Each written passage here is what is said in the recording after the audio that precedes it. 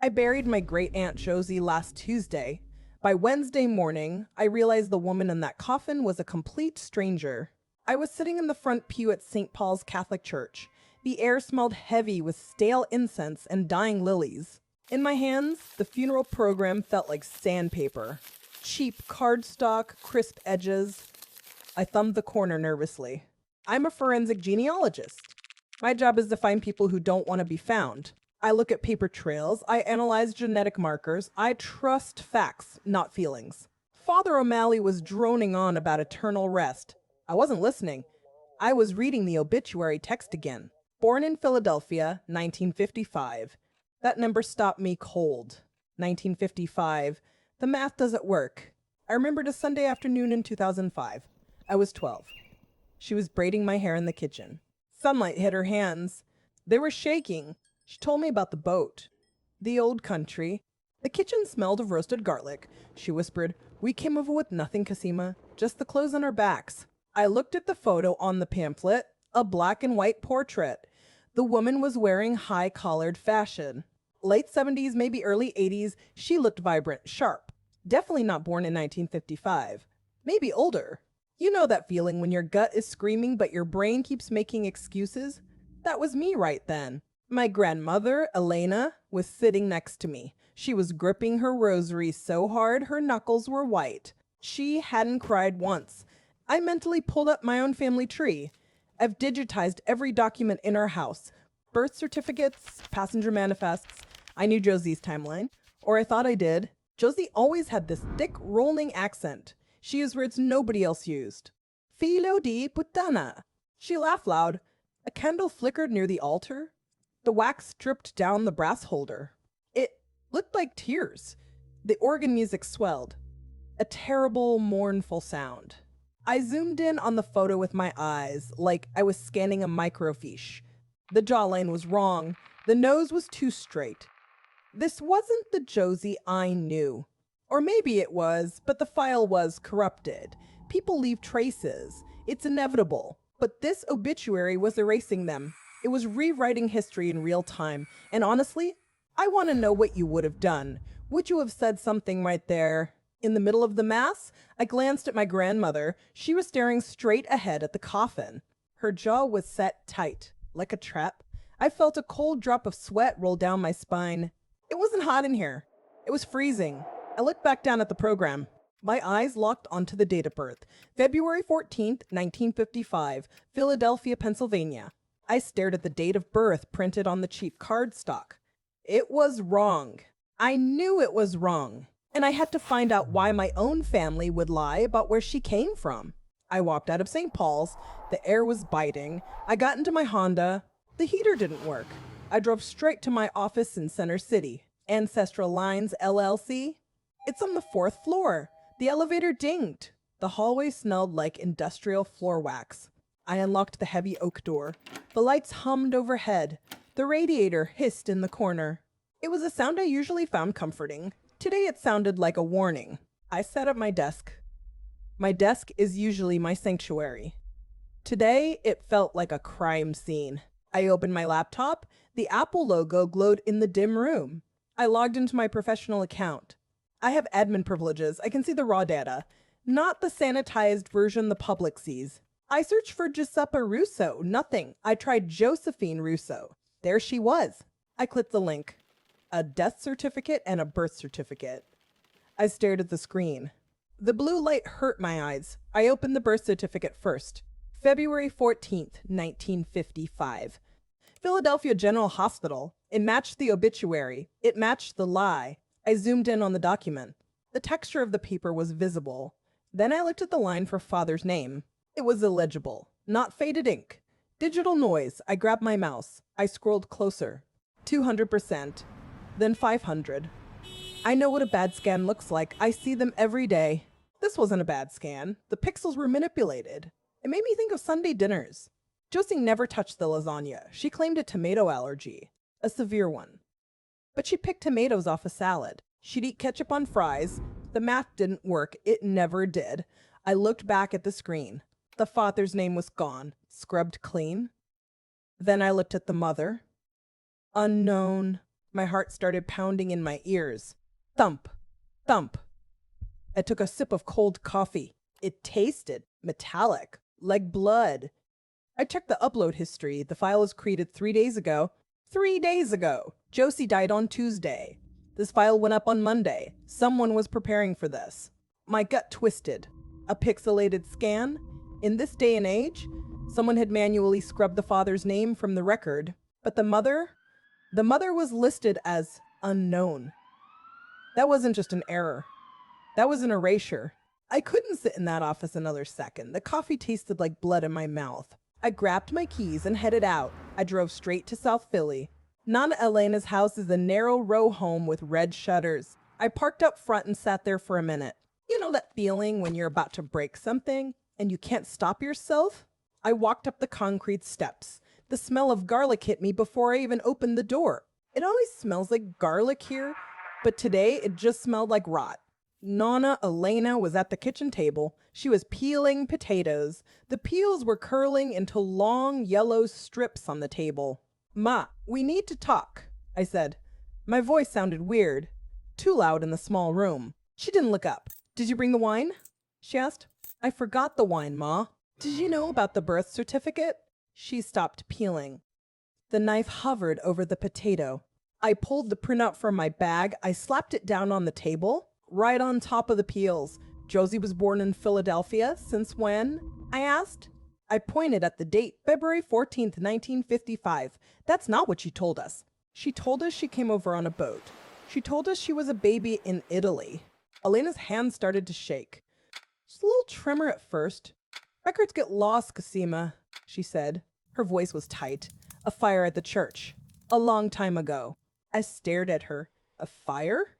I looked at the photo I'd brought. It was black and white. Josie was standing on a stoop. It didn't look like Italy. It looked like South Philly. "Why did she lie, Ma?" I asked. "Why did she tell us she was an immigrant?" Elena picked up the photo. Her fingers were trembling so bad I thought she'd drop it. She slammed it down face first. "The records burn, Cosima," she snapped. Her voice was brittle. "Stop digging in the dirt. You're going to find worms." But I was already holding the shovel, and I knew there was something wriggling underneath.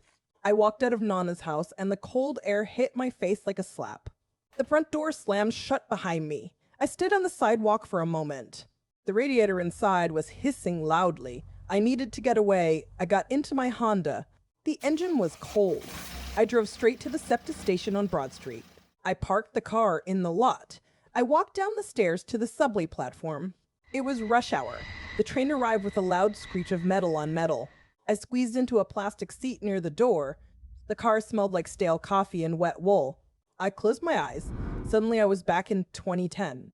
Sunday dinner at the old house. The table was covered in that red checkered cloth. There was a huge bowl of rigatoni in the center.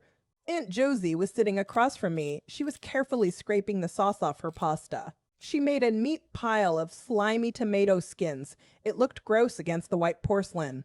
I remembered her voice clearly. "Too acidic," she'd say, holding her stomach. "It burns, Cosima."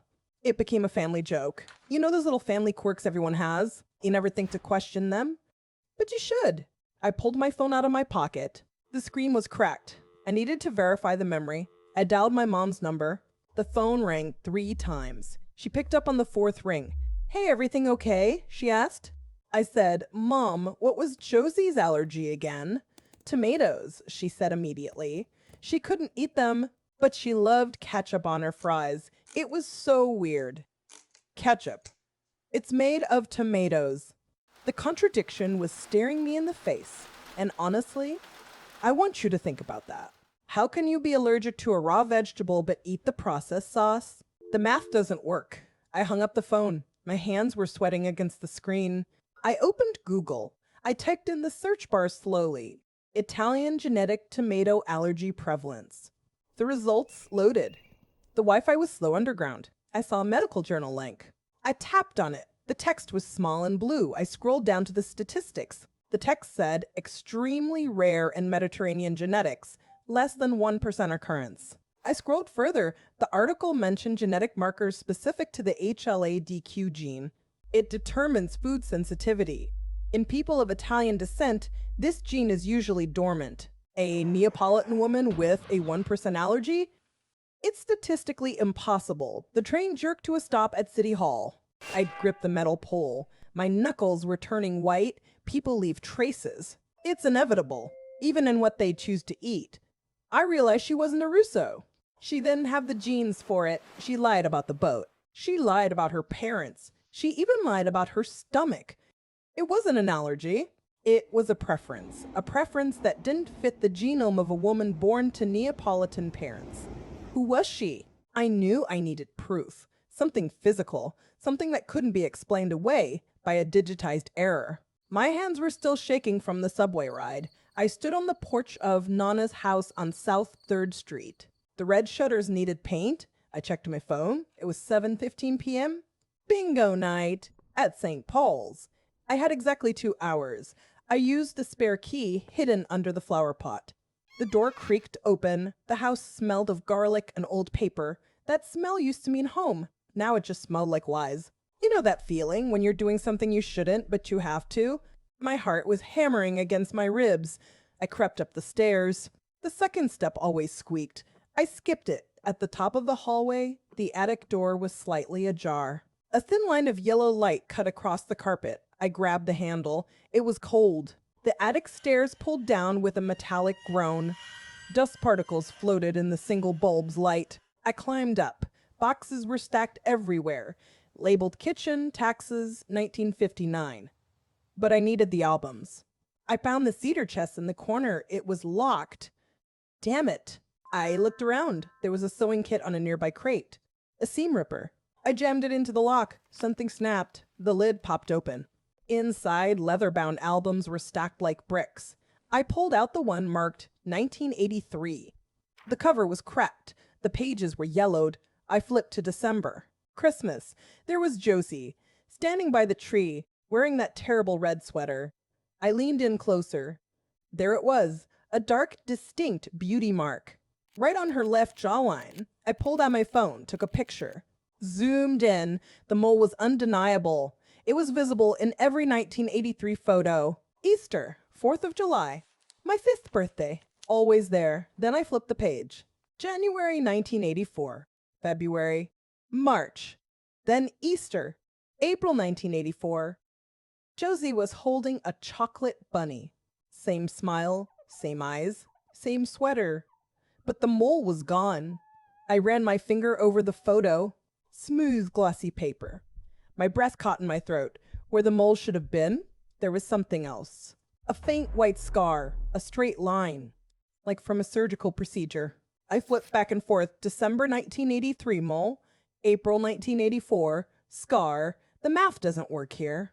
People don't lose moles. They don't gain scars overnight without explanation.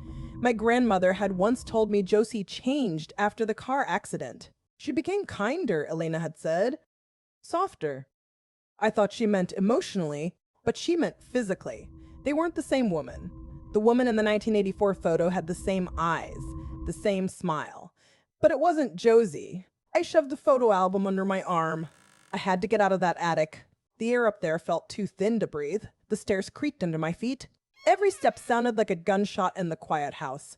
I pushed the heavy oak door open. The hallway was dimly lit by a street lamp outside. I walked into the living room. Nana was sitting in her favorite recliner. The TV was on, but the sound was muted. I put the album down on the tray table, right next to her cold cup of tea. Nana, I said. My voice sounded foreign to my own ears. Look at this picture, the one from April 1984. She squinted at the page. Her hands were shaking, just a little tremble. That's Josie, she whispered. She reached out to touch the glossy paper. Look closer, Nana, I said. I pointed at the woman's jawline. Look at her skin. She leaned in. I watched her eyes widen in the dim light. The mole? She gasped. It's gone. It's gone, I repeated. And in its place is a surgical scar. The room suddenly smelled like stale garlic and old wool. Nana started to cry. It wasn't a soft weeping. It was guttural, like an animal in pain. She grabbed my wrist. Her grip was surprisingly strong for a woman her age. The accident, she choked out. The car accident in November. What accident? I asked. I genuinely didn't know what she was talking about. She was driving on Broad Street, she said. A truck hit her. Her face. It was shattered. She pulled a lace handkerchief from her sleeve. It was already damp. She had surgery, I said. I was testing her. Reconstructive surgery? Months of it. She nodded. She came back a new woman. Kinder. You know that feeling when something sounds logical, but your gut is screaming that it's wrong? That was me. I looked at the clock on the wall. It was 8:45 p.m. Bingo ended an hour ago. I'm going to get some air, I told her. I walked out the front door. The night air was freezing against my hot face. I got into my Honda. I locked the doors. The interior light faded to black. I pulled out my phone. I needed to verify the medical records. If she had facial reconstruction, there would be a paper trail. I searched for the University of Pennsylvania hospital number. I pressed call. The screen lit up my face in the dark car. A woman answered. Medical records. This is Susan. Hi, Susan, I said. I used my professional voice. I'm looking for a patient from 1983. Name? She asked. I could hear typing on a keyboard in the background. Giuseppe Russo. Admitted November 1983. Facial trauma. The typing stopped. Silence on the line. Checking physical archives now, she said. Please hold. I looked out the window. A stray cat ran across the empty street. The hold music started. Smooth jazz. It felt obscene in this moment. I checked the call timer. 6 minutes. 7 minutes. My heart was hammering against my ribs. Susan came back on the line.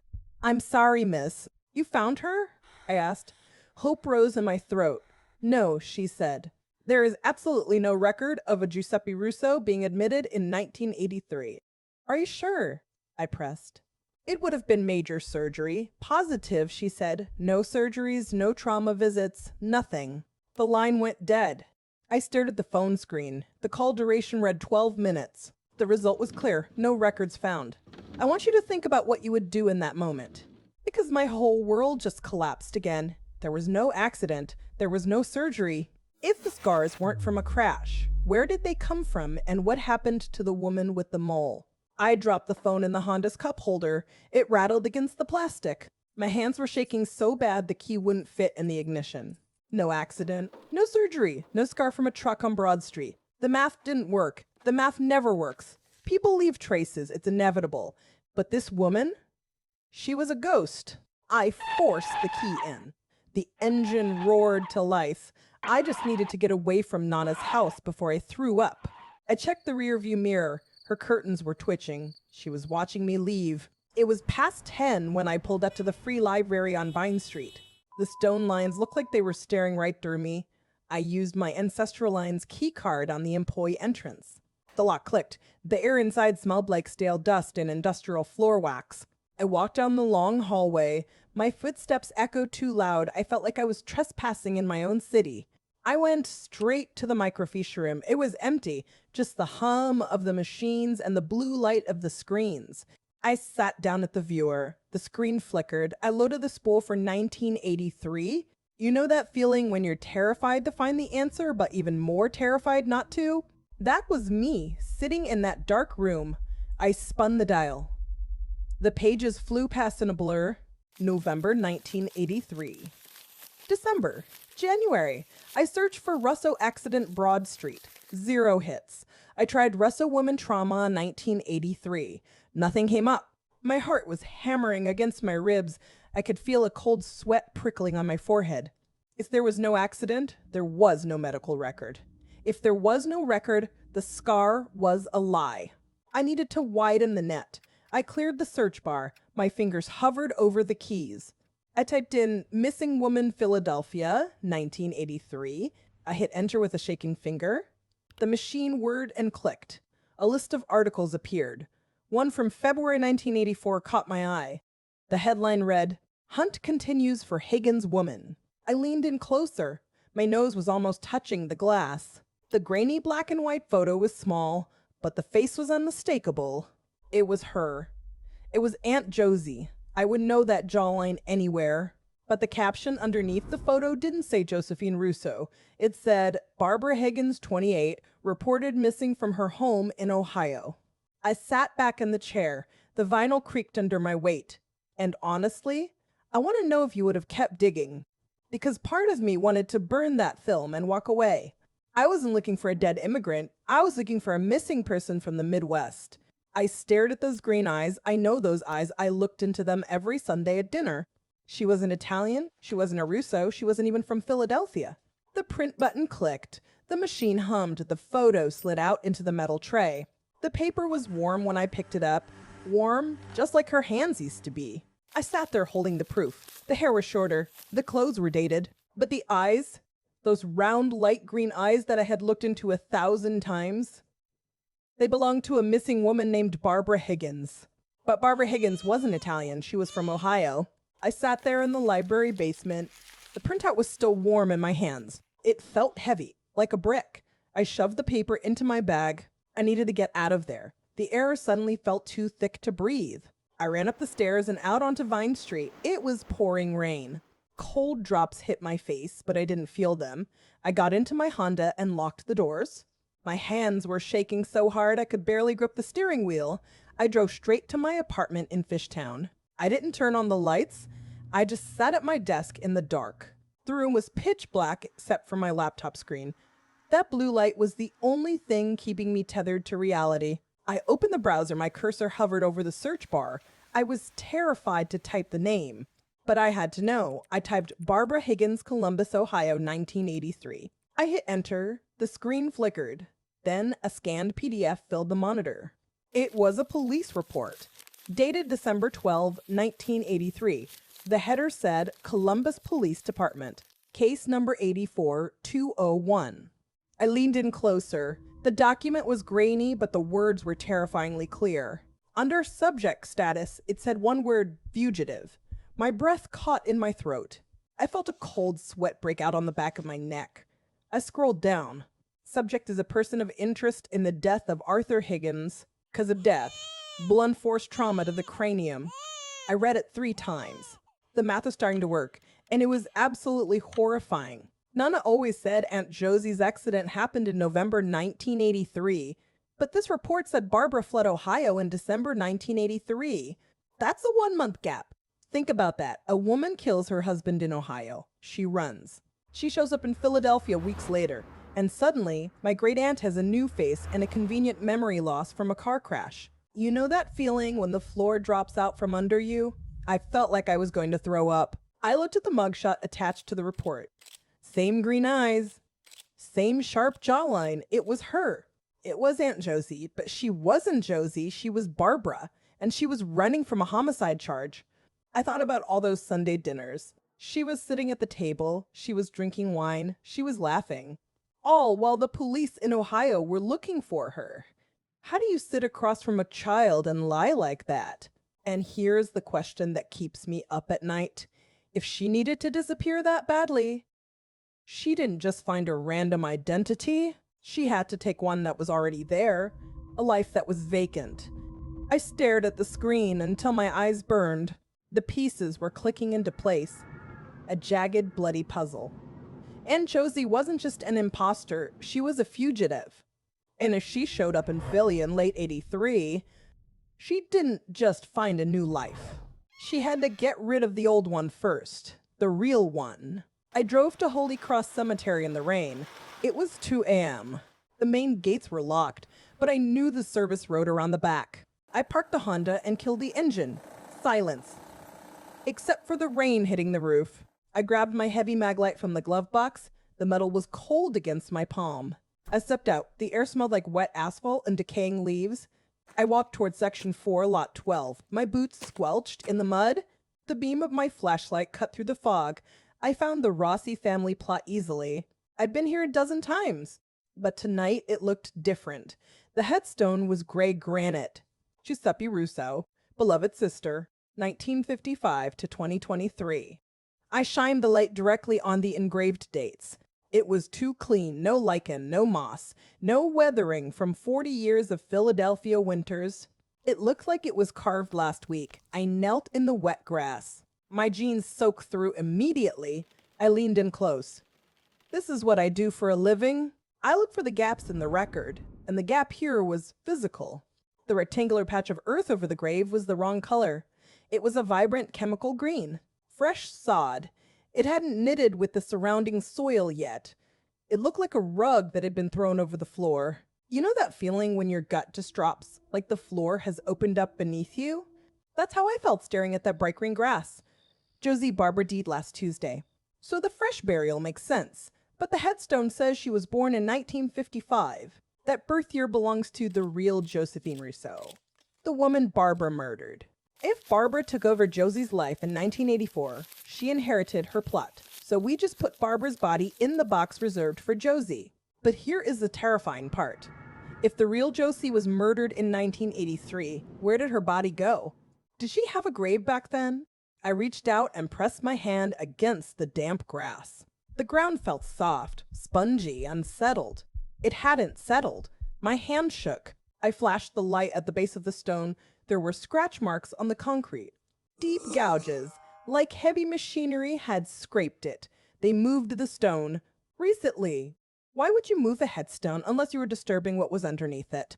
I stood up slowly. My legs felt numb. The rain was falling harder now. Cold droplets rolled down my neck. I felt completely hollow. The math doesn't work. None of it works. If Barbara took Josie's place in 1984, who is in the casket they buried last week? And more importantly, whose bones were resting under that stone before they dug it up to put her in? I want you to guess before the next video. Do you think the real Josie was down there all along? Or was the grave empty until last week? Drop a comment. Tell me what you think is under that grass. I couldn't sleep. The image of those scratch marks in the mud was burned into my retinas. I kept seeing the wet earth, the unnatural color of that grass. It wasn't just a fresh grave. It was a cover-up. Someone had been there before. They dug something up. Or maybe they put something else down. I drove back to Nana's house at 4 in the morning. The rain was hammering against my windshield. Wipers slapped frantically, but I couldn't clear my vision. My brain kept circling back to one specific summer, 1984, the heat wave that blistered the pavement in South Philly. I remember sitting on the back steps. I was eating popsicles that melted too fast. Sticky juice dripped down my arm. Josie was in the backyard. She was mixing concrete by hand. She was building a new patio right under the old oak tree. It seemed like a normal DIY project, just a home improvement. But now, it feels different. Has a memory ever suddenly felt wrong? Like a detail you missed for 20 years suddenly screams at you? Tell me if I'm crazy, but I swear she looked guilty. I remember she refused help. Usually my grandfather would do the heavy lifting. Not that time. Josie insisted. She hired a truck to dump the mix. I remember her face. She was sweating. Even then, she was checking the street. Every 5 minutes, like she was expecting the police to pull up. I parked the car and ran inside. I went down to the basement. The air was thick. It smelled like damp wool and mildew and old secrets. I clicked on the bare bulb. It flickered overhead. I started digging through the metal filing cabinets. The ones labeled house repairs. It took me 20 minutes, but I found it. A crumbling receipt stuffed inside a shoebox. It was from July 14th, 1984. Harry's Home and Garden. The item listed was quickset concrete mix. And the quantity? It made me sick. 40 bags. I stared at the faded ink. My heart was hammering against my ribs. I pulled up a concrete calculator on my phone. A standard 10 by 10 patio takes about 6 bags. Maybe 8 if you want it thick. 40 bags is ridiculous. That is roughly 3 cubic yards of concrete. I pictured the patio again. It's small. Just enough for a bistro table and 2 chairs. It's a 10 by 10 square. I ran the numbers again. My hands were shaking. 3 yards covers a 10 by 10 area at a depth of 10 inches. That's a thick driveway, not a patio. But she didn't spread it out. She kept it contained in that small square. I want you to guess how deep that slab actually is. Do the math with me. If she poured 3 yards into that small space, how deep did it go? 2 feet? 3 feet? I grabbed my keys. I couldn't wait. I needed proof before I started digging. I drove straight to the equipment rental place on Front Street. I rented a ground-penetrating radar unit. It cost me $300 for the day. The guy behind the counter asked what I was looking for. I lied. I told him I was checking for old pipes. I didn't tell him I was looking for bones. I put the heavy machine in my trunk. I felt like I was carrying a bomb. I knew what I was going to find. 3 yards of concrete for a 10 by 10 patio? That's 3 feet deep. You don't pour a slab 3 feet deep unless you're trying to make sure nothing ever gets out. I parked the Honda 2 blocks away. I didn't want the motion sensor light on Nana's porch to click on. The air was heavy. It smelled like rain and impending doom. I popped the trunk. The ground-penetrating radar unit was heavier than I expected. 40 pounds of yellow plastic and high-tech sensors. I dragged it through the side gate. The latch rattled in the quiet. My heart was hammering against my ribs. I felt like a burglar in my own childhood. I set up the laptop on the stone bench near the oak tree. The screen was too bright in the dark. I dialed down the brightness. I needed to see the data, not blind myself. I connected the cable to the main unit. It clicked into place. I took a deep breath. My hands were shaking so hard I almost dropped the mouse. I told myself to focus. I am a professional. This is just data, just soil density variations. But it wasn't just soil. I knew what was down there. The math from the receipt told me. 40 bags of quickset mix. That volume didn't match the dimensions of the patio. It matched a burial vault. I started the first pass. The wheels of the GPR cart crunched over the aggregate concrete. I moved slowly, 1 inch per second. The software on the screen began to scroll, line after line of gray static. That was the topsoil. Then the darker band of the concrete slab. I watched the cursor move deeper. 30 inches. 36 inches. You know that feeling when you're watching a scary movie and you want to scream at the character to turn around? That was me. But there was no one to warn me. At 3 feet deep, the image shifted. A hyperbolic shape appeared in red. It was sharp. A high amplitude reflection. Solid objects bounce energy back. Air or liquid lets it pass. This was solid. I kept pushing the cart. The red shape elongated. It curved at the top. It narrowed at the bottom. I stopped the scan. I stared at the monitor. The red shape was roughly 6 feet long. It had a distinct curve at one end, a skull, a smaller curve midway down. Rib cage. The legs tapered off into the darkness. It was a human form. It was encased in the concrete Nana walked on every summer. I felt the bile rise in my throat. I swallowed it down hard. I couldn't vomit on the evidence. I looked at the house. The windows were dark. Nana was asleep in her room, just above the body. Had she known? Did she hear the concrete mixer that day? Did she hear the screams before the concrete was poured? And this is where it gets really messed up. I remembered the photo, July 1984. Josie standing there with a trowel, smiling. She wasn't building a patio, she was hiding a corpse. She was sealing the real Josephine Russo into a tomb. I sat down on the wet grass. My legs just gave out. I was shaking uncontrollably. The humidity clung to my skin. I felt dirty. I felt complicit. I was sitting on a murder scene. And the woman I called Aunt for 30 years, she was the architect of this hell. I want to know what you would do. Because I just sat there, frozen, staring at the red shape on the screen. The shape of a woman who loved me. The shape of a woman who was murdered. There was a skeleton under my grandmother's patio. And my aunt had poured the concrete herself. I was sitting on a murder scene. I didn't go home. I drove straight to the roundhouse, the Philadelphia Police Department. It was almost 3 a.m. The city streets were empty. I parked a Honda in the lot. I sat there for a minute. The engine was cooling down. Click, click, click. I looked at the passenger seat. The printout of the red skeleton was right there. It was undeniable. I grabbed the file folder. My hands were shaking. I took a deep breath. I needed to look professional.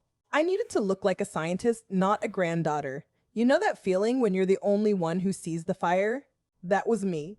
I walked into the station. The air smelled like stale coffee and floor wax. It felt colder inside than out.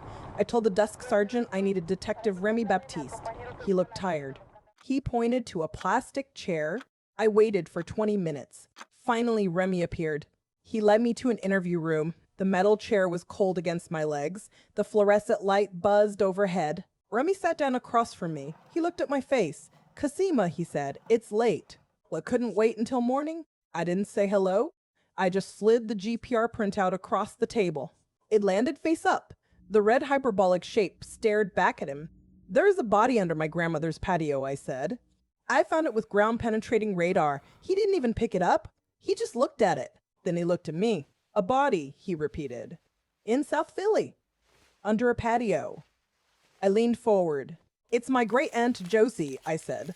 The real one. The woman who died last week. She was an imposter. Remy sighed. A long, heavy exhale. He opened his notepad. I leaned in to see what he was writing. Blue ink. Messy handwriting. Next to my name, he wrote, "Grief hallucinations." I felt a cold spike in my chest. He hadn't heard a word. He just saw a grieving girl with a shovel. Cosima. People bury pets, he said softly. They bury junk. Sometimes they bury time capsules. This red blob is probably just roots. Or an old pipe. The math doesn't work. Roots don't reflect at that amplitude. Roots aren't 6 feet long. It's 3 feet deep, detective, I said. My voice was steady. Too steady. It's encased in concrete. Roots don't grow through concrete slabs.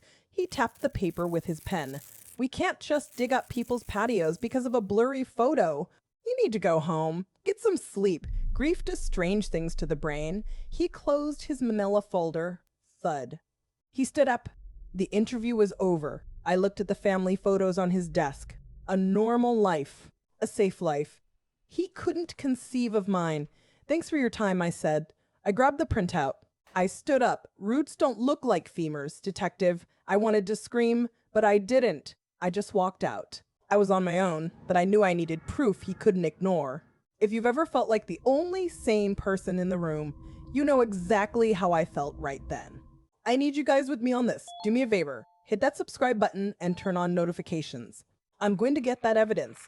And it's going to be dangerous. Like this video if you're still watching.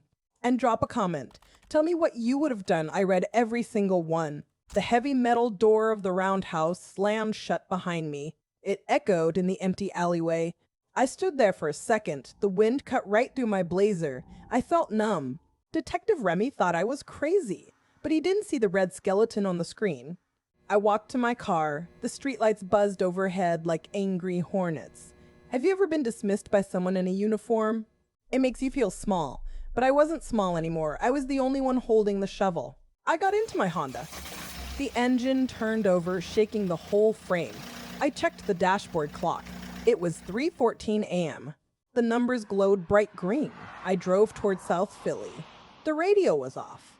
I just needed the quiet. I parked 2 blocks down. I killed the lights. The neighborhood was asleep. I didn't want the headlights to sweep the house. Nana's bedroom was dark. The curtains were drawn tight against the world. I slipped through the side gate. The hinges squeaked, and I froze. Silence. Just the distant sound of a SEPTA train rattling on the tracks. The grass was soaking wet. My socks were instantly cold against my skin. I walked to the patio. The concrete slabs were pale in the moonlight. I knelt by the foundation wall. This is where the new patio met the old brick. Something caught my eye. A single brick. It was sticking out just an inch. The mortar around it was crumbling. It looked like someone had patched it poorly. I ran my thumb over the rough edge. The brick moved slightly. My heart started hammering in my chest. I knew I shouldn't touch it, but I had to. The math doesn't work. Nothing here works. I gripped the brick with both hands. I pulled. It was heavy. Dust puffed out into my face. I coughed, trying to stifle the sound. The brick fell onto the grass with a soft thud. The hole was dark. I reached inside. My fingers touched something hard and cold. I pulled it out into the moonlight. A small, rectangular metal tin. It was an Altoids tin. The label was faded to a pale rust color. The lid was jammed shut with corrosion. I tried to pry it open. It wouldn't move. It smelled like old pennies and wet earth. I turned it over in my hands. There was a seam running around the edge. I wonder what you would do. Would you open it? Or would you run? I held it up to the sky. The weight of it felt heavy in my palm. People leave traces. It's inevitable. Even when they try to disappear. My hands were shaking so hard I nearly dropped it. This wasn't just a time capsule. It was a dead drop. A confession waiting 40 years to be read. The lid was rusted shut tight. My hands were shaking so bad I almost dropped it in the grass. I set the tin down. Used the hem of my sweatshirt for grip. Twisted harder. Nothing. Tried again. Then pop. The seal broke. The smell hit me first. Old pennies, wet earth, something metallic that made my nose wrinkle. I clicked on my flashlight. The beam cut through the darkness. Inside was just one thing. A single folded letter, yellowed notebook paper with faded blue ink. I unfolded it carefully. The paper was brittle, ready to crumble. "Dearie," it began. I froze. I recognized that handwriting immediately. It matched Josie's signature on the funeral program I found in Chapter 1. But this wasn't Josie. This was Barbara Higgins. December 14, 1983. That date. 3 full months before the car accident that never happened. I read faster. My flashlight made the letters dance on the page in the darkness. "She found out," the letter said. "Giuseppe came at me with a knife." I stopped breathing. My chest locked up. The word knife was scratched into the paper. Deep indentations, like the writer was shaking too hard to control the pen. You know that feeling when your reality just shatters? That was me, sitting on my grandmother's lawn at 3 a.m. in the dark. I tried to do the math, but the math doesn't work. 40 years of Sunday dinners, 40 years of hugs and Christmas gifts, all built on a lie. I kept reading, every word worse than the last. "I didn't mean to do it," Barbara wrote. "She came at me with that knife, said I'd never take what was hers." Then the line that made me want to vomit, "She said she'd rather die than see me happy, so I made sure she did." I gagged, actually gagged, put my hand over my mouth. The physical reaction was instant. Like being punched, people leave traces. It's inevitable. Barbara left hers in that wall. And now I found it, and then the part that destroyed everything. "Elena, you saw us. You saw what she was doing. You know, I had no choice. You promised you'd help me." My stomach turned over. Nana knew. Elena wasn't just a witness to what happened. She was a collaborator, a co-conspirator. The letter continued. Details of the night, the fight, the body falling, the decision made in that kitchen. "We buried her under the oak tree," the letter said. "Before we pour the concrete in July. Nobody will ever know." July. The patio, the GPR scan. It all connected like a sick puzzle. I looked up at the house. Nana's bedroom window was dark, but she was in there, sleeping in the room where Giuseppe died. Sleeping next to the secret she kept for 40 years. How do you process that? The woman who made you Sunday gravy was an accomplice to murder. Can you even imagine? I was sitting 3 feet from where she killed her own sister. I carefully folded the letter back. My fingers were numb. Put it in my pocket. The evidence was safe now, but I wasn't. The motion sensor light was still off. I stood up slowly. My legs were asleep. Pins and needles all the way down to my toes. I crept toward the gate. Every step felt loud. Crunch. Crunch. The grass was like gravel in the silence. If that light went on now, Nana would come to the window. She'd see me. She'd know what I found in the wall. I reached the gate, unlatched it as quiet as I could. Slipped through, clipped it shut behind me, safe, on the sidewalk, away from the backyard grave. Before I tell you what I did next, I want you to guess. Would you have gone to the police? Or would you have burned that letter? Because the truth? That was inside me now, and it wasn't coming out. Self-defense? Maybe, but burying the body in the backyard isn't self-defense. And living her life for 40 years? That's not survival. That's a heist. I stood on the sidewalk. The paper in my pocket felt hot against my leg. It was burning a hole through my denim jeans. I looked at my Honda parked down the street. The engine was cold. I could have gotten in. I could have driven to the police station, but the math didn't work. If I left now, I was just another accomplice. People leave traces. It's inevitable. I couldn't leave the traces behind. I turned around. My hand gripped the iron gate. The metal was freezing cold. It bit into my palm. I walked back up the concrete path. The gravel crunched loudly under my boots. The motion sensor light didn't turn on. The bulb must have been dead. Just like the rest of this family. I unlocked the front door. The lock clicked. The house smelled like stale garlic and old paper. It smelled like secrets that had been rotting for 40 years. I walked into the living room. It was pitch black. The only light came from the street lamp outside. It cut across the floor in jagged lines. There was a shape in the armchair. Elena. She was sitting perfectly still. She was just a shadow in the dark. I reached into my sweatshirt pocket. My fingers touched the crumpled notebook paper. I pulled it out. The letter from Barbara. I slammed it down on the coffee table. The sound echoed like a gunshot. "You knew," I said. My voice didn't sound like mine. It sounded like a stranger's. You know that feeling when you scream but no sound comes out? That was this moment. I waited for her to jump. I waited for her to gasp. She didn't flinch. She didn't look surprised. She just sat there, looking at the paper. I turned on the lamp. The yellow light flooded the room. It made her skin look like old parchments. I could see every wrinkle, every age spot. I pointed at the letter. My hand was shaking so hard I could barely keep it steady. I found the confession, Nana. December 14th, 1983. You watched Barbara kill her? You helped her bury my great aunt under the oak tree. I was shaking. My whole body was vibrating. I felt like I was going to pass out. I looked at the rosary beads in her hand, black wood, polished smooth from decades of worry. She was gripping them so tight, her knuckles were white. I thought about the tomatoes. Remember the tomato allergy? Josie refused to eat my lasagna for 20 years. "It gives me hives," she'd say. "Swells my throat right shut." But I ran the genetic markers. The HLA-DQ gene is dormant in Italians. It's statistically impossible. Barbara Higgins wasn't Italian. She was just a woman from Ohio who hated tomatoes. A subconscious slip she never bothered to correct. And you let her pretend. You let her sit at our table. You let her braid my hair. "Why?" I asked.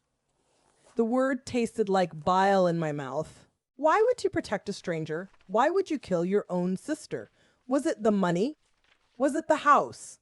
Was she really that bad? Elena looked up at me.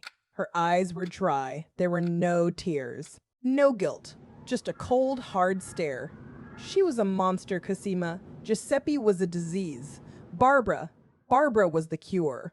Elena didn't blink. She just stared at that letter on the coffee table. I felt like I was going to throw up. The living room was freezing. The old radiator was hissing in the corner. "She wasn't just mean, Cosima," Elena whispered. Her voice sounded like dry leaves cracking underfoot. Giuseppe was a sickness. I looked down at the photo of the woman with the mole. That was my great aunt, the real one. Elena gripped her rosary beads so hard her knuckles turned white. She stole from us. For years. Elena told me about a Tuesday in 1965. I closed my eyes and saw it. A blue vase shattering on the kitchen floor. Giuseppe screaming, her hand raised high above Elena's head. Elena was just a teenager then. "She broke my arm once," Elena said. "She said I fell down the stairs. I had to wear a cast all summer. I couldn't go swimming. I couldn't wear short sleeves. Can you imagine living your whole life in fear? I know I couldn't breathe just thinking about it. She took the rent money," Elena said. "She threatened to kill me if I told your grandfather. Thousands of dollars, even your father's tuition." I looked at the peeling wallpaper in the hallway. This house was built on lies. This safe place? It was a prison. Then I asked about Barbara. Why her? Why a stranger from Ohio? Elena looked at the floor. "She was nobody," Elena said. "A drifter. Just looking for a warm place to sleep." Barbara Higgins knocked on the door that December night. It was snowing. I remember the snow on her coat. She was running from something bad in Columbus. She had nowhere else to go. Barbara had bruises too, Elena whispered. From her husband. From the road. We were both broken. We fixed each other the only way we could. And somehow that desperate woman became the cure. Elena looked up at me. Her eyes weren't dry anymore. Tears were cutting tracks through her powder. "Giuseppe had a knife, Cosima. Barbara saved me." I sat back on the sofa. The springs groaned under my weight. You know that feeling when your gut just drops? Yeah, that was me. The math doesn't work. It never does. Two wrongs don't make a right. But looking at Elena, I saw the survivor. She wasn't a monster to me in that moment. She was just a terrified girl who made a deal with the devil. And this is where it gets really messed up. She kept that secret for 40 years. She watched Barbara play the aunt. She ate Sunday dinner with a murderer because for her, it was better than the alternative. I looked at the crucifix on the wall. Jesus looked down, silent. I want to know what you would have done. Honestly, I don't know if I could have kept that secret, but I also know I couldn't have buried my sister. The clock on the mantel ticked loudly. 4 in the morning. I felt so incredibly tired. I always thought family was blood, but sitting there I realized family is a choice. And Elena chose a stranger over her own flesh and blood. I'm standing in my kitchen in Fishtown. It's Wednesday morning. The sun is coming up. The light hits the dust motes dancing in the air. They look like little suspended galaxies. I put the kettle on. I need something to do with my hands. The report is sitting next to the fruit bowl, next to a browning banana. It's a physical object, a tangible thing that ends a life, not a murder. A life, the life of Aunt Josie, the woman I loved. That woman never existed. She was a character played by a fugitive from Ohio. I remember taking the sample. It was during the viewing. Nobody was looking. I swabbed her cheek. The skin was cold, waxy, like a museum exhibit. I sent it to a private lab in Delaware. Cash only, no paper trail. The email came in at 3 a.m. Subject line, rush order, results negative. I printed it out. The paper feels heavy, like it weighs more than a person. Exhibit A, bone marrow sample procured from the subject in the Rossi plot. The results are highlighted in yellow. Subject A, no genetic relation to reference haplogroup J. Reference haplogroup J, that's us. The Russos, that's Nana. The woman in the grave? She's not a Russo. She's Barbara Higgins. I trace the margin of the paper. My hands are shaking again. Just like at the station. The math finally works. The paper trail ends here. I stare at the scientific jargon. Elect dropout. Genetic drift. It's all Greek to normal people. To me, it's a verdict. It's a verdict written in adenine and thymine. Do you know how hard it is to look at this evidence? To see the truth in black and white? I feel sick. I grab the edge of the counter. The granite is cold against my palms. Mitochondrial DNA mismatch. 0% probability of maternal relationship? That means Barbara Higgins was no more related to Elena than a stranger on the bus? 40 years of Sunday dinners. 40 years of hugs. All built on a foundation of quick dry cement. I remember Barbara's laugh. It was loud. Boisterous. It filled the room. Giuseppe's laugh was a bark. A sharp sound that made you flinch. The DNA says they are strangers. The memory says one was a mother and the other a killer. You want to know the worst part? The part that makes me want to scream? Barbara was happy. In the photos from the 90s, she's smiling. Real smiles. Giuseppe, the real Josie, never smiled like that. She was too busy being angry. Does the DNA excuse the murder? No. Of course not. But looking at these numbers, I understand the choice. I hate myself for it, but I understand. It's 7 a.m. now. The city is waking up. I hear a SEPTA bus rumble down the street. The world keeps spinning. Nobody knows that a grave in South Philly is a lie. Nobody knows that a saintly grandmother is an accessory to manslaughter. I'm the keeper of these secrets now. The weight of it is crushing my chest. I look at my phone. Detective Remy's number is on the screen. I have the proof. The DNA doesn't lie. People leave traces. It's inevitable. One text message. That's all it would take. Exhumation order needed. Match is negative. I could call Remy right now and burn the whole house down. Detective Remy would love this. He'd put Elena in handcuffs so fast her head would spin. I can see it. The mugshot, the booking photo, the headline, the House of Secrets. But then I see her face. That tiny woman on the sofa, clutching her rosary. She survived hell to give me a life. A fake life, but a safe one. If I call Remy, I destroy the only home I've ever known. But I also see Elena alone in a cell. Afraid? Just like she was with Giuseppe. I can't put her back in that cage, even if the cage is legal. I put the phone down. The screen goes black. I'm not just a genealogist anymore. I'm an accomplice. Just like her, it was done. The math worked. I had the proof. I could call Detective Remy right now and burn the whole house down. But then I looked at Elena, this tiny, frail woman who just wanted to be safe. I stepped out into the yard. The air was biting cold. It was 7:15 a.m. I looked at the stack of papers in my hand. They felt heavy, like bricks.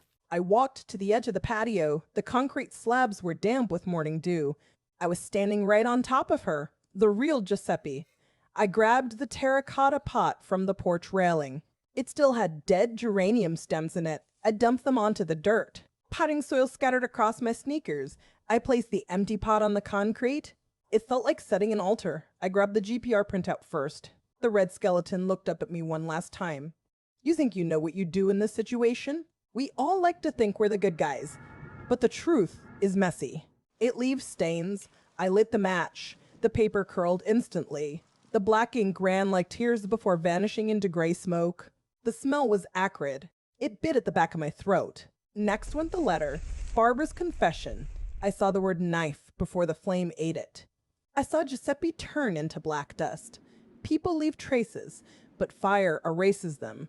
I was a forensic genealogist. My job was to find the truth. But right now I was destroying it. The math didn't work anymore. The equation was broken. The sun was starting to bleed through the clouds over South Philly. It was that gray flat light that makes everything look like a documentary. I could hear the SEPTA bus hissing on the main street. The world was waking up. It had no idea what was happening in this backyard. The wind picked up. A piece of ash floated up and touched my cheek. It was hot. Then it was cold. Just like this family secret. I want to ask you guys something. Would you have burned it? Or would you have walked into that police station and turned in your own grandmother? I pulled the final sheet from my pocket. The DNA report. Subject A, negative for haplogroup J. Scientific proof of a lie. I fed it to the flames. It burned faster than the rest. The fire died down quickly. Just embers glowing in the dark pot. I stirred the ash with a stick. It was unrecognizable. Just gray powder. I made the sign of the cross. I haven't done that since I was a little girl. Rest in peace, Giuseppe, I whispered. And you too, Barbara. I looked up at the second floor. Nana's window. The curtain moved. Her silhouette was there. She was watching the smoke rise. I wasn't just burning evidence. I was burning my own morals. I was becoming part of the lie. But looking at Nana's window, seeing her silhouette, I realized the lie was the only thing keeping her standing. I tried to go to work like it was a normal Wednesday. I sat at my desk at Ancestral Lines LLC, pretending my life hadn't just exploded. The office smelled like stale coffee and old toner ink. I stared at my computer monitor, but the genealogy charts were just a blur of names. My hands were shaking so badly I couldn't type. I just sat there, gripping the edge of my oak desk. The digital clock on the wall read 10:43 a.m. I had a stack of client files on my right side. I was supposed to be verifying a lineage for a woman in Delaware. But I couldn't focus. The room felt claustrophobic. Then I heard the sharp knock on the glass front door. It wasn't a client. Clients don't knock like that. It was Detective Remy. He didn't wait for me to invite him in. He just pushed the door open and stepped inside. He looked different today. The polite skepticism was gone. He looked like a man who had spent all night staring at a nightmare. You know that feeling when you get caught doing something you didn't think was wrong until just now? That was the cold knot forming in my stomach. Remy walked right past the waiting area chairs. He didn't sit down. He stood right in front of my desk. He pulled a folded piece of paper from his jacket pocket. He smoothed it out on my keyboard. It was a grainy black and white photo. Barbara Higgins, Columbus Police Department, 1983. I could see the dark mole on her left jawline. It was the same mole that disappeared from my aunt's face in 1984. I ran the prints from the body we exhumed, Remy said. His voice was flat, devoid of any warmth. I got a hit this morning, a hit on a Jane Doe from Ohio. I stared at the photo. The dates on the bottom were circled in red ink. December 1983. 2 months before Josie had her car accident. The math doesn't work, and he knew it. She killed her husband in Columbus, Remy said. Then she shows up in Philadelphia with a new face. He leaned over my desk. The smell of cigarette smoke on his coat made me nauseous. I think you know who she really is, Cosima. I think you've known since you looked at that death certificate. I backed away until my rolling chair hit the filing cabinet. The metal made a loud screech in the quiet office. He wasn't asking questions anymore. He was stating facts. And honestly, I want to know what you would have done in that moment. Do you tell the truth and destroy your grandmother? Or do you lie to protect the woman who raised you? Remy moved to the side, blocking the office door. There was no way out. Where is she, Cosima? He asked. Where's Barbara Higgins? And for a second, I almost told him. About the body under the patio. But then I thought of Nana Elena alone in that big house. I thought of her fragile hands gripping that rosary. I couldn't let the police drag her away in handcuffs. I don't know what you're talking about, I lied. Detective Remy didn't believe me. I could see it in his eyes. He just stood there blocking the doorway. The air in my office felt heavy, like the oxygen had been sucked out. I gripped the edge of my desk. My knuckles were turning white. He didn't push. He just nodded once. A slow, deliberate nod. Then he reached into his blazer pocket. He pulled out a white business card. It was crisp with the Philadelphia PD crest. He placed it on my oak desk, right next to my keyboard. "Call me if you remember anything," he said. His voice was low and rough. "Cosima, the mouth doesn't work. You know that." Then he turned and walked out. The glass door clicked shut behind him. I watched him walk down the long hallway. He didn't look back. I sank into my rolling chair. The leather squeaked under my weight. My office was quiet. Too quiet. The only sound was the hum of the server fan in the closet. It smelled like stale coffee and dust. Then my phone buzzed. It was loud against the wood desk. The screen lit up with a notification. "Incoming call, Nana." My stomach dropped into my shoes. I stared at the duration timer on the screen. It just said, "Any four." I answered it immediately. "Nana?" I whispered. "He came to the house," she said. Her voice was shaking. I could hear the fear in every breath. "Who came?" I asked, even though I knew. "The detective, the black one. He was asking about the patio." I froze. My hand went to the DNA report in my pocket. The paper crinkled under my fingers. "What did you say?" "I told him we repaired a pipe," she whispered. "In 1984. He looked at the stones, Cosima. He knows. You know that feeling when your chest gets so tight you can't breathe? That was me." I looked at Remy's card on the desk. The black ink was sharp against the white paper. "Nana, listen to me," I said. "He found the body in the cemetery. He knows about Barbara." Silence on the line, just static. Then a sharp intake of breath. "Elena," I said, using her real name. "We need to be careful." "Did you tell him anything?" she asked. "No," I lied. "But he's not stupid." I looked at my computer monitor. The family tree was still open. It looked like a fracture. "He left this card," I told her. "He thinks I'm going to crack." "Don't," she snapped. The aggression in her voice scared me. "Cosima, you know what happens if we talk." I did. I knew exactly what happened. The sun was going down outside my window. The streetlights on Chestnut Street were flickering on. It felt like a spotlight aimed right at me. I was trapped in this glass box. "We have to stick to the story," I said. It felt like ash in my mouth, but I said it anyway. "Yes," she whispered, "the story." And then she said it. The words that sealed my fate. "Bury it deep, Cosima," she whispered, "like we did before." I stared at the reflection in the darkened monitor. I saw my own face. Pale, scared, guilty. And I realized the conspiracy wasn't just between Barbara and Elena anymore. I was the third link in the chain. It was Sunday. That meant dinner at Nana's. No exceptions. I walked into the dining room on South 3rd Street. The air smelled like burnt garlic and old paper. The table was set with the white china plates. That red and white checkered cloth was smoothed out perfectly. I sat down in the wooden chair. It creaked under my weight. Nana Elena was at the head of the table. She was dishing out the lasagna. The cheese was bubbling golden brown. She put a massive slice on my plate. Then she served herself. I watched her spoon carefully. She took the pasta. She took the meat sauce, but she deliberately scraped the tomatoes to the side. She left them there, a red heap on the china. She wouldn't eat them. It took me back to 2005. I was just a kid sitting in the same spot. Barbara, that woman we called Josie, was passing the garlic bread. She had that warm, fake smile on her face. She said, "Don't forget the Parmesan, Coco." I remember feeling so loved. I had no idea she had killed a woman to sit there. I didn't know she had buried a body under the patio. I just took the bread. Now, the room felt different. The silence was heavy. It pressed against my eardrums. I could hear the grandfather clock ticking in the hallway. Tick, tock, tick. Every second was a reminder. Detective Remy was out there somewhere. He was probably looking at the GPR data. He was analyzing the fingerprints he lifted from the exhumation. He knew something was wrong, but he didn't have the letter. He didn't have the confession. I looked at Nana across the table. She wasn't looking at me. She was staring at the crucifix on the wall. Her knuckles were white as she gripped her fork. She wasn't gonna break. She had survived 40 years of this. She could survive one more dinner. I picked up my fork. I took a bite of the lasagna. The sauce was acidic, the cheese was rubbery. I swallowed hard.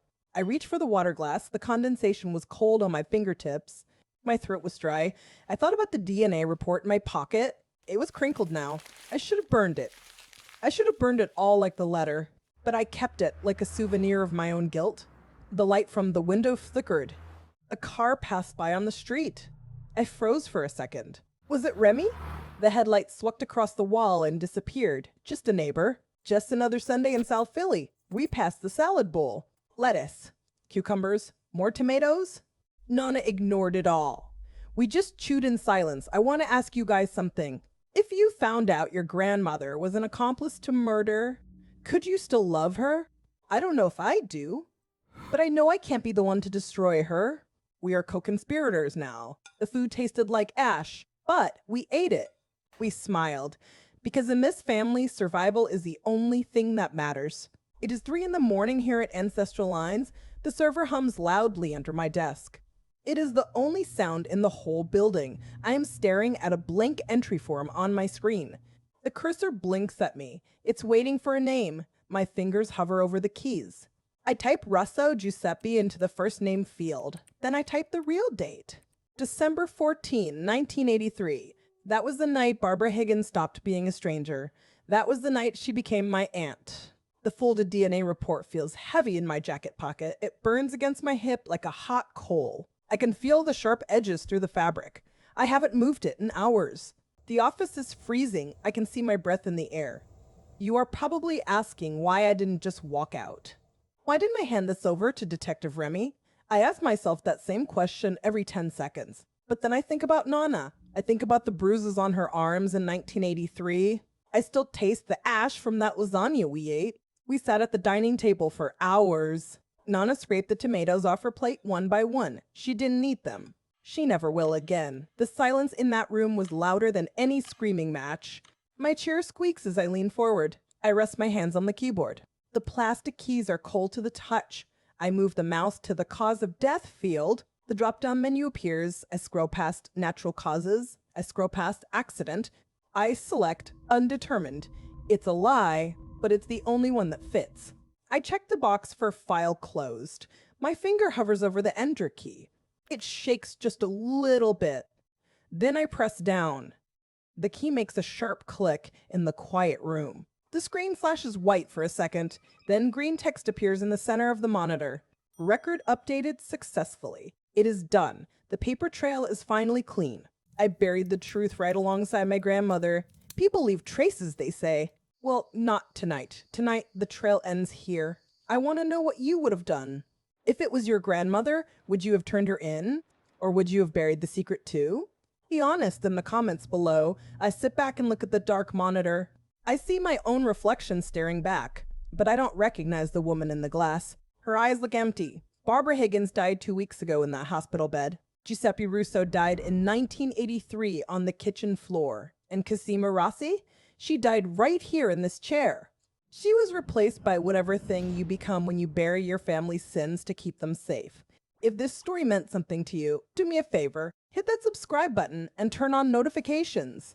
I have more stories to tell. Drop a like if you made it to the end and leave a comment. Tell me what you would have done. I read every single one.